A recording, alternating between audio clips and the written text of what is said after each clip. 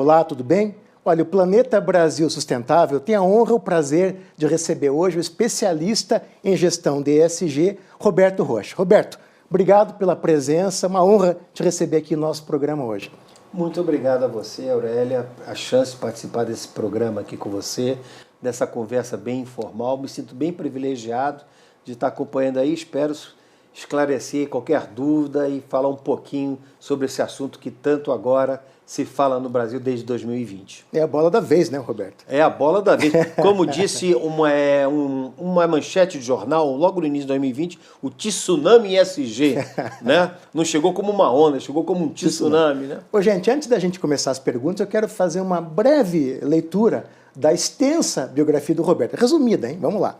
Olha, gente, o Roberto Rocha atua na área empresarial há 40 anos, até chegar à vice-presidência em ESG e sustentabilidade corporativa para fundos de investimentos na África e Ásia, com forte atuação nas áreas de óleo e gás, energia, portos e mineração em mais de 15 países da América Latina, África, Ásia e Oriente Médio.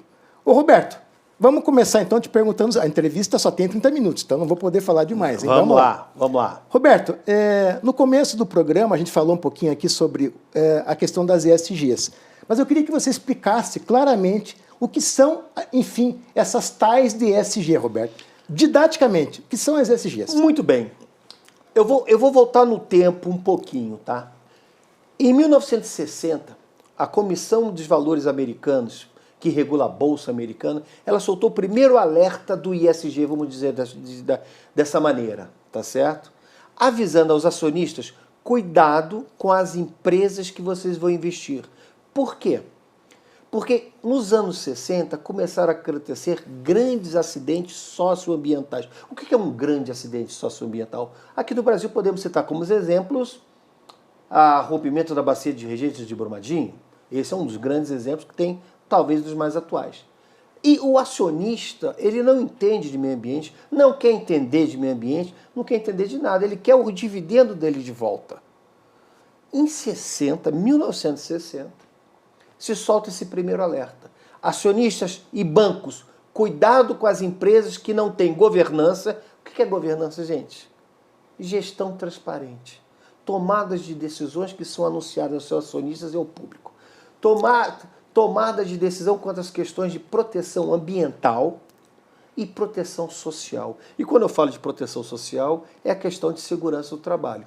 Então, de 1960, vamos evoluindo, vem a revolução na França da parte dos estudantes, vem o movimento hippie, o entro social forte, e vamos evoluindo com rapidez. Em 1994, nós vemos o quê? O escocês John Wilkinson, falando pela primeira vez o termo de sustentabilidade, o Triple Bottom Line. O que é isso? O econômico, social e o ambiental. Uhum. Mas o mercado... Juntos. Uhum. Funcionando e juntos. Mas acontece que o mercado financeiro já estava muito mais adiantado que isso. E Kofi Annan, então, superintendente da ONU. Secretário-geral da ONU. Secretário-geral da ONU, perfeito. Tive a oportunidade de conhecê-lo pessoalmente, que eu fui palestrar na ONU, mas é Addis Abeba. Para quem não sabe, o segundo maior prédio maior do mundo, depois do da ONU, é em Addis Abeba. Capital da Etiópia. Exatamente, capital da Etiópia. E conversando com ele, eu falei, mas por que essa história? Logo quando começou a surgir tal do ISG. Porque o ISG não surgiu como ISG. Surgiu como investimento responsável. E ele contou essa seguinte história, não foi para mim exclusivamente para mim, mas para todos que estavam presentes. Ele veio de Gana, onde eu trabalhei nesse país por alguns anos, e resolveram construir uma estrada. E naquela época, o que a empresa privada fez? Passou a máquina, expulsou toda aquela vila em que ele morava e falaram, vocês se virem, eu vou morar debaixo da árvore aí. E o mundo dá volta, gente. E ele acabou na ONU. Então ele teve a ideia de crer. De quê? De que pegar os bancos e alguns empresários e criar o princípio dos investimentos responsáveis. Só emprestar dinheiro quem tem preocupação com as comunidades à sua volta. Que até então não se tinha esse respeito. Com o passar de mais um ano, ele linkou o quê? O que ele entendeu? Que todo acidente ambiental causa um impacto social e causa um desastre econômico. E a origem desse impacto ambiental é a falta de governança. Então, tiveram a ideia inteligente de juntar as 3 letrinhas. Governança, a questão social e a questão ambiental. E o mercado financeiro, que é o pai do ISG, quem inventou o ISG, vamos botar assim bem simples, é o mercado financeiro. Nenhum governo até hoje, e não tem como, e nenhuma organização até hoje não tem como se envolve com o ISG. Quem dá as regras do ISG, é o setor privado. quem dá a direção do ISG é o mercado financeiro. Agora, Roberto, você está falando para mim basicamente que ESG tem a ver com responsabilidade social e ambiental do entorno, principalmente. Exatamente. Mas com não só ter lucro, né, Roberto? De maneira nenhuma. Você não está falando de capitalismo selvagem, aquele que só quer saber lucrar às expensas da grande massa e que não está preocupado com as consequências do seu lucro. É a teoria do Esse Milton, é o eixo. é a teoria do Milton Friedman, do livro dele, Business as Usual, né? Negócios são negócios. Que é um clássico. Pode pisar no pescoço da mãe, mas o importante é ter lucro, sim. né? Mas aí é que está a mudança. Em 1984, sai um livro chamado Capitalismo dos Stakeholders, a teoria dos stakeholders, de um filósofo americano, Friedman, que deu um bafafá danado. O Friedman queria brigar com ele, foram vários debates, e ele só falou o que é uma grande verdade. As empresas só existem porque a sociedade aceita o produto e o serviço delas. E isso o mercado financeiro visualizou o seguinte, se eu vou investir numa empresa que não tem respeito ao meio ambiente, não tem respeito às questões sociais e não tem governança, eu não vou mais investir. Então, se você quer o meu dinheiro, se você quer o meu financiamento, se você quer que eu seja acionista, mostre para mim o que agora saiu recente, há uns 2, 3 anos, pelo Banco Central Europeu, o conceito pratique e explique. O que você está fazendo? Mostra para mim. Porque eu analiso você como um risco de investimento. Então, ESG, gente, é a gestão de riscos dos impactos socioambientais dos ativos das empresas. E, Roberto, claro, da falta de governança. Roberto, anos 60 surgiu nos Estados Unidos. E no Brasil? Quando é que as ESG se constituíram como tal no Brasil? Para variar, atrasado, né? 20 anos de atraso. Década de 80. Não, aqui no Brasil, ela só tomou assim nos anos 2000, 2020, se eu não me engano. Mas e antes não tinha nenhuma iniciativa parecida? Não tinha. Fundação? Nada. Com o viés do ISG, não tinha. Tinham, sim, grandes iniciativas. E teve a Eco 92, tiveram vários eventos, alguns governos se preocuparam com a questão ambiental, mas ficou muito restrito ao setor não privado, ao setor de ONGs e ao setor governamental. Terceiro setor. Terceiro setor. Tá. Que ele é que veio puxando, então, Sim. toda essa questão. O que acontece em 2020, precisamente? O Fundo Soberano da Noruega, que é o maior fundo soberano do mundo, por causa do acidente da Vale e alguns acidentes sociais da Eletrobras, retira todo o seu investimento deles. E a Vale fica desesperada. Logo depois, o Fundo Soberano da Suécia retira todos os seus investimentos da JBS, o maior produtor de proteína animal do mundo. E o mercado ficou atônito com isso aqui no Brasil. Como é que pode? E por que vocês fizeram isso? Porque toda vez que se retira o investimento, um grande investidor, e cria o efeito manada. Todo mundo sai correndo tirando seu dinheiro. E essas empresas ficaram na banana e falaram, não, simples. A Vale não protege o meio ambiente. Olha o que aconteceu. A JBS não protege o meio ambiente. Sim. A Eletrobras tem vários escândalos com as suas comunidades, à sua volta das suas represas, seja lá onde for. Tá? Então, com isso, o mercado aqui acordou. Caramba. E também os bancos que estavam pegando dinheiro barato lá fora, dizendo que tinha um viés ESG, o mercado financeiro internacional falou, vem cá, vocês estão emprestando dinheiro para essas empresas e elas estão fazendo isso? Fiscalização agora vai ser mais rigorosa. E hoje, a partir de 2021, todos os bancos, não tem uma empresa nesse país que ainda não recebeu um questionário do banco, perguntando como é que estão as suas questões de ESG. Se tem envolvimento com essa temática. Roberto, você está querendo dizer para nós que, na verdade, ESG, ter ações de ESG é igual a ter dinheiro, a ter investimento, de investidor anjo, Isso. de qualquer tipo de investidor disposto a realmente aplicar recursos para que o teu negócio caminhe. Simples assim. Mais nada. Não Isso tem em todas as áreas. Em todas as áreas. Sobretudo no setor agropecuário, Nossa. agrobusiness também, Não. né, Roberto? E diga de uma passagem para você. Nesse pouco tempo que eu estou no Brasil agora como consultoria, o agronegócio brasileiro é o mais avançado nas questões ESG do Brasil. Por um simples motivo. O maior cliente dele está exigindo que ele tome atitude Que é o nesse mercado sentido. europeu. O mercado europeu. E o mercado chinês também. O mercado chinês não, nem tanto. É. Tá? Apesar que o mercado chinês ele oferece vários tipos de produtos, uns preocupados com o viés do ESG e outros não. Mas o mercado central, o Banco Central Europeu, ele realmente foi o que começou a lançar diretrizes que está apertando as indústrias brasileiras a se locomoverem nesse sentido. E, claro, ele apertando as indústrias europeias, elas, consequentemente, apertam seus fornecedores. Nós hoje temos empresas europeias que falaram que querem ser carbono zero até 2030. Só que as maiores indústrias que fornecem peças para elas estão em Joinville e estão em Curitiba, as forjas.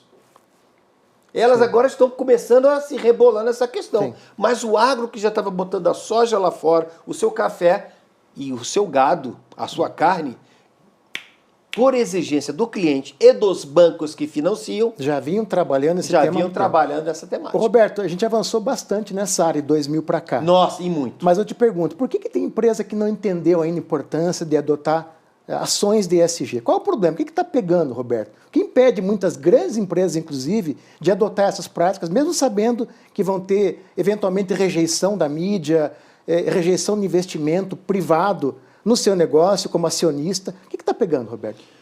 O que está pegando é exatamente o que Adam Smith, né, o grande escocês, que é o pai da economia, da administração, falou em 1759. A mão invisível do mercado, ela vai devagarinho selecionando quem fica e quem vai. Para vocês terem uma ideia hoje, no mundo existem mais ou menos 40% de fundos de investimentos que exigem o ESG das empresas. Tem uma previsão que para 2025 chegará a 70% dos fundos. Então, existem alguns fundos de investimento que ainda não exigem essa questão. Mas nós estamos caminhando a passo largo, sim. Para que 100% exijam? Para que 100% 100% exige. Por uma questão de mercado, como Adam Smith falou. E tem uma frase dele que é sensacional.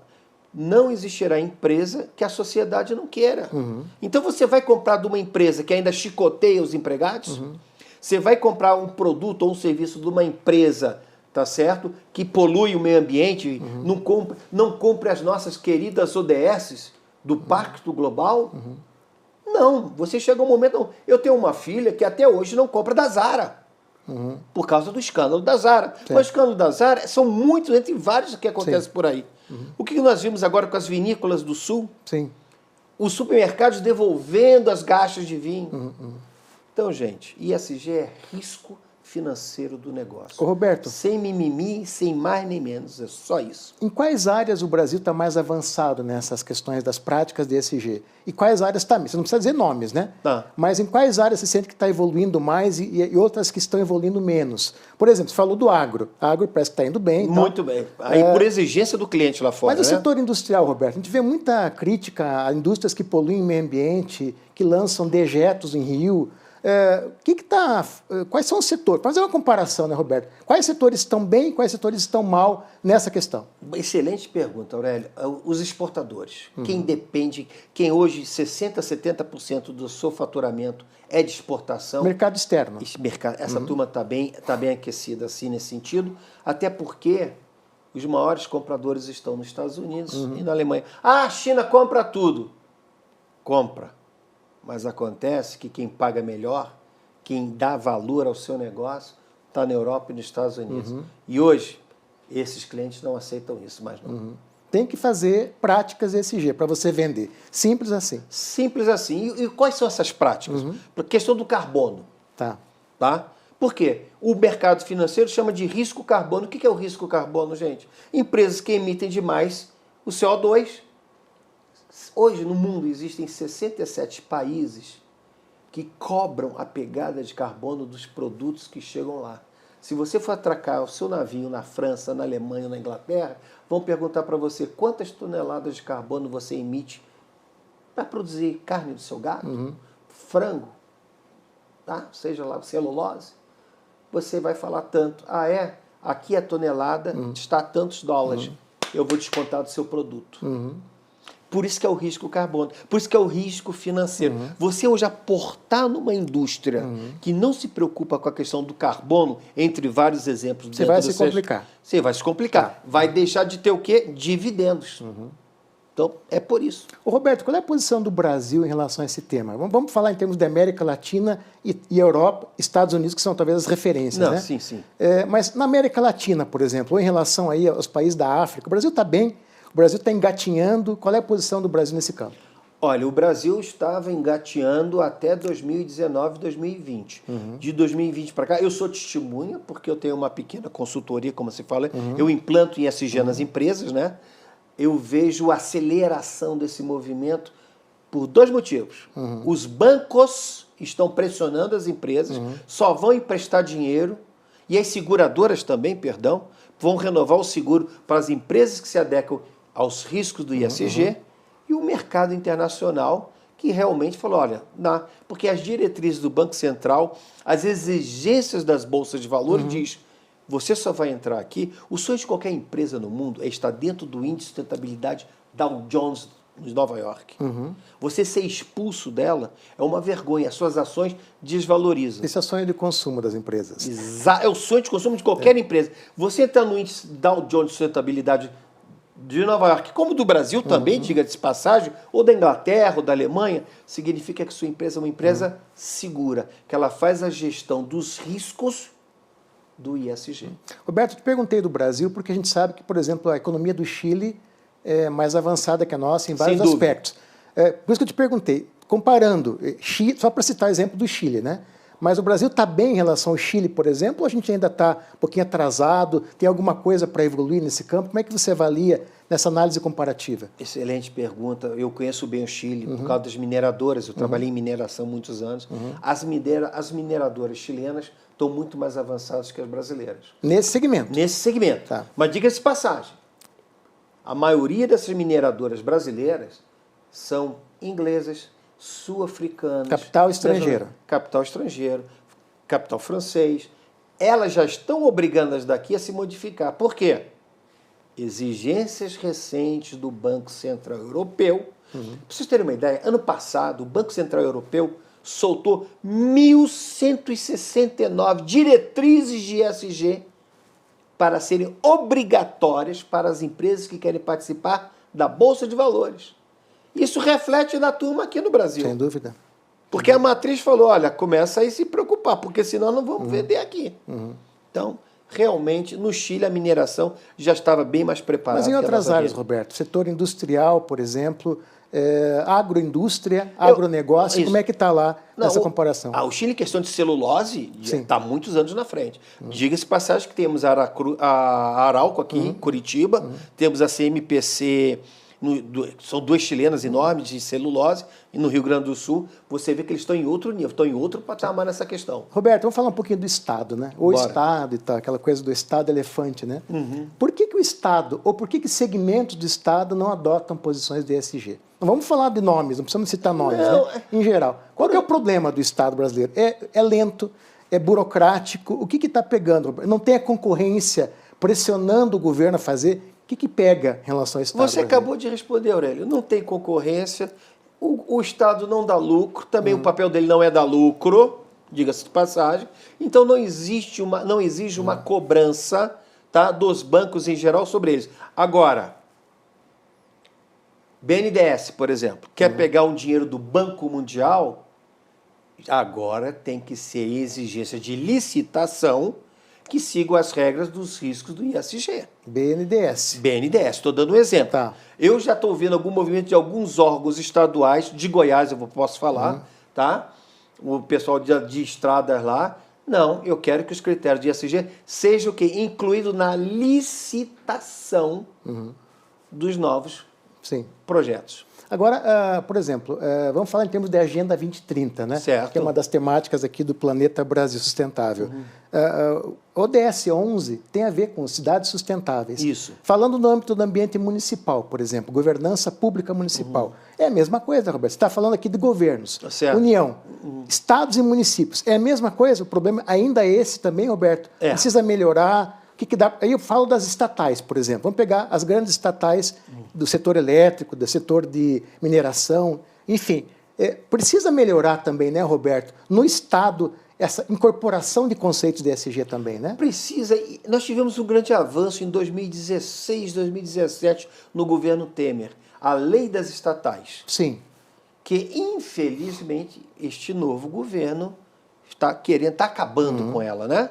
Ou seja, ela exigia que tivesse um conselho e esse conselho fosse eleito por profissionais da área, gente que entende da área e não cabide de emprego de deputado que não foi eleito, etc, etc. Tá? Então, foi um grande avanço. Mas por que houve esse avanço? Porque para pegar dinheiro no exterior, precisa estar dentro do ISG. A mesma coisa acontece com as prefeituras. Eu quero recuperar o meu lixão e tornar um aterro sanitário. O Banco Mundial tem... Gente, hoje no mercado existem 35 trilhões de dólares rodando, gerando por aí, de fundos e governos que só querem emprestar para quem estiver adequado ao ISG. E o Brasil tem quanto desse bolo, Roberto? Não tenho ideia. A projeção é que para 2025 chega a 53 trilhões de dólares.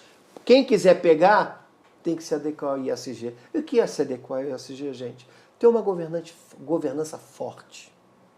Ter as questões sociais bem inclusivas.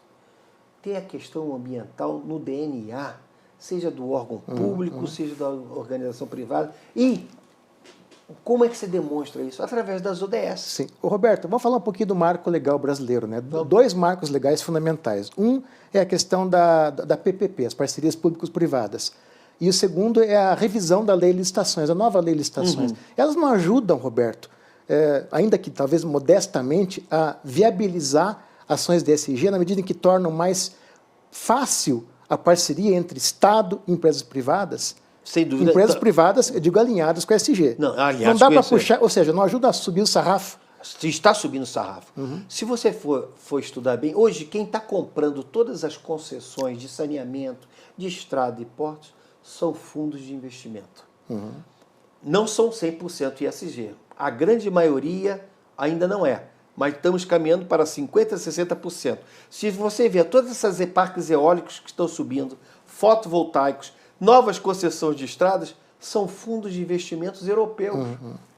Porque aqui no Brasil tem uma invenção de brasileiro, que é carteira assinada, fundo de garantia e 13º. Só existe no Brasil isso. E o que é um fundo de investimento? Por exemplo, um dos maiores fundos de investimento de funcionários públicos ingleses está comprando, ou tem várias concessões de energia aqui no Brasil. Mas tem que dar lucro. Mas desde que respeite a questão social tem que respeitar. E ambiental. Senão o dinheiro é recolhido. O Roberto, os Estados Unidos ainda são referência nessa área ou a Europa já passou? Não, a Europa... Por exemplo, a Alemanha, um país que eu conheço bem melhor, a Alemanha. Ela é hoje protagonista nesse debate ou não, Roberto? Como é que está a posição dos europeus? Não fala da Noruega, por exemplo. Não, porque, com respeito a toda a Noruega, pelo amor de Deus, hein? Tá? A Inglaterra é muito ligada à questão social. Por mais dessa história do Brexit, de estar botando todo mundo para fora... O sistema de saúde é muito bom também, né, excelente, Roberto? E todas as empresas lá fazem questão de serem certificadas em responsabilidade social corporativa. Reino Unido. Tá? Reino Unido. Tá. Reino Unido em geral, tá certo? Aí depois vem a Alemanha. Sem dúvida nenhuma, a Alemanha. E esses são paradigmas. São paradigmas. Tá. Roberto, quais são as tendências desse mercado, desse segmento, de ESG? A gente falou a questão de sustentabilidade e tal. Quais áreas hoje devem, talvez, protagonizar? Então, vamos falar agora de TI, inteligência artificial. Dá para a gente conectar esse debate sobre o futuro, as tendências de ESG a esse segmento de TI, de tecnologias de informação, talvez com protagonista ou não? É o agro que vai ser o grande protagonista? São empresas na área de saúde? Eu digo no Brasil, né, Roberto? O que você projeta de perspectiva nesse campo nos próximos meses, nos próximos anos, até 2025, até 2030, né? Então, que é a data referência. Está na esquina da de Agenda 2030. 20. Tá aí, 7 anos, né? Tá. O que você projeta, Roberto, com essa Não, tua... a área de TI ela vai ser fundamental. Primeiro, porque a área de TI vai solucionar vários problemas. A questão, vamos botar uma questão bem simples, que ninguém ainda atinou para isso. Home office. O home office faz o quê? Diminui a pegada hídrica, a pegada de carbono, diminui a questão de eficiência energética. Tudo isso contribui o quê? Para o desenvolvimento sustentável.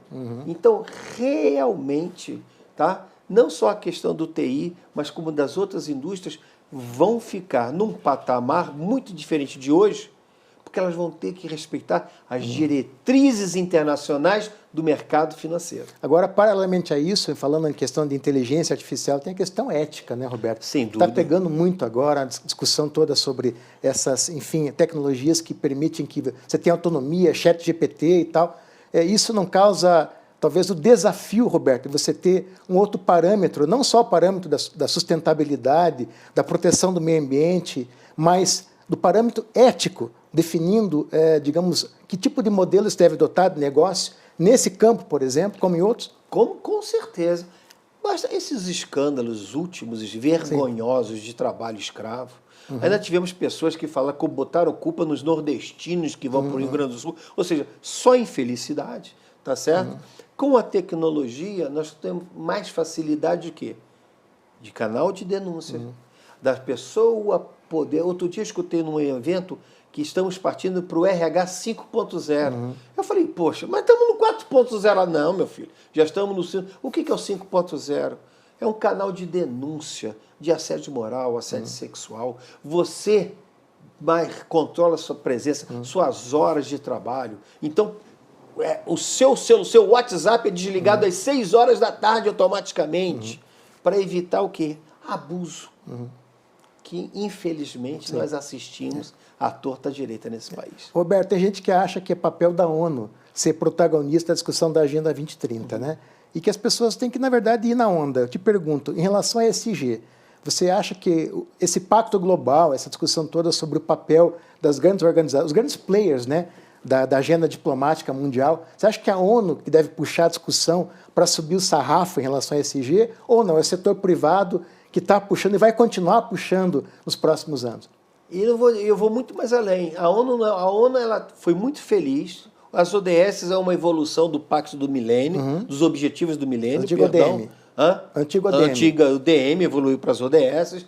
Ela propôs, mas ela sempre visou as empresas privadas, não governos.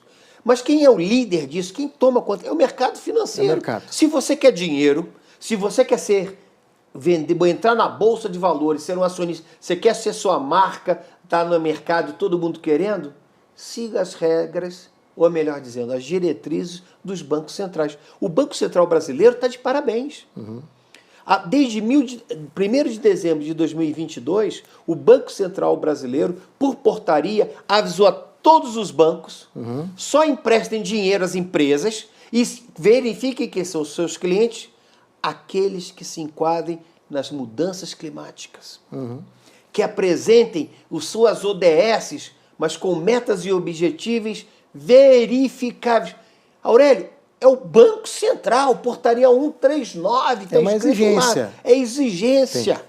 O banco está sendo o maior cobrador. E a SUSEP, Superintendência dos Seguros Privados, né, falou que a partir de 2023, para renovar a franquia, você tem que apresentar relatório de sustentabilidade, as suas ODS, como é que andam, métricas auditáveis, sua governança, como é que funciona, e como é que está a sua questão de meritocracia para mulheres em cargos de liderança, o mundo LGBTQIA+. Outros parâmetros que, às vezes, talvez não tenha tanta conexão com produtividade, mas tem tudo a ver com ESG, né, Roberto? Tudo. Aurélio, nós somos do tempo que isso estava restrito a ONGs, estava restrito a movimentos sociais. Quem está puxando essa cordinha agora é o Banco Central Europeu, o Banco Central Americano e o Banco Central Brasileiro e outros bancos. É a turma que está dando a regra. A regra é essa. Agora, Roberto, infelizmente o programa já está acabando, então para fechar uma última pergunta. Você falou de métricas, né, de parâmetros. Para isso tem que ter técnico, tem que ter consultor competente. Eu queria que você falasse um pouquinho. Eu estou seguindo ações da ESG. Será que ele está seguindo mesmo? O que ele precisa fazer, Roberto, para de fato estar adequado a essas metas e poder fazer uma prestação de contas realmente adequada? E até você ter o merchan aí também, né, Roberto? Não, de maneira nenhuma. Gente, o Banco Central Europeu foi muito feliz quando ele falou: pratique e explique. Eu quero seu relatório de sustentabilidade, eu quero suas ações no papel, mas você vai me dizer como é que você fez isso. E para dizer como é que você fez, tem que ter uma pessoa especializada. Técnico. Tem que ter um técnico. Sim. Vamos abraçar então saúde mental das empresas. Alô, RH, como é que você vai medir isso? Que tipo de questionário, entrevista você vai fazer? Vai ser anônimo? Vai ser por canal de denúncia? Como é que está a qualidade de vida do seu funcionário? Como é que você fez isso? Me mostra essa métrica. Desenhe para mim. Memória de cálculo. Como é que você chegou lá? Aí começa a complicar. Aí porque abraçar o DS, até minha filha de 9 anos abraça o DS. Agora, ela traçar uma meta, acompanhar as métricas, a evolução dela, quando chegar em 2030, quem abraçou o DS, fica um recado para você. Você está arriscado de ser auditado. Como é que você chegou lá? O que você fez a respeito? Porque era abraçar por abraçar? Não dá. Não dá. Tá bom. Era para ser uma entrevista, virou uma aula, viu? Ô, Roberto, prazer te receber aqui. Muito obrigado pela entrevista. Vai voltar aqui, viu, Roberto? A hora Tem que você muita coisa quiser. para falar. E você está convidado para o nosso evento 26 e 27 de outubro, cobrir o nosso evento Vamos lá. falar sobre isso. Gente, obrigado. Até a próxima segunda-feira. E acompanhem Roberto Roche no Planeta Brasil Sustentável. Obrigado, pessoal.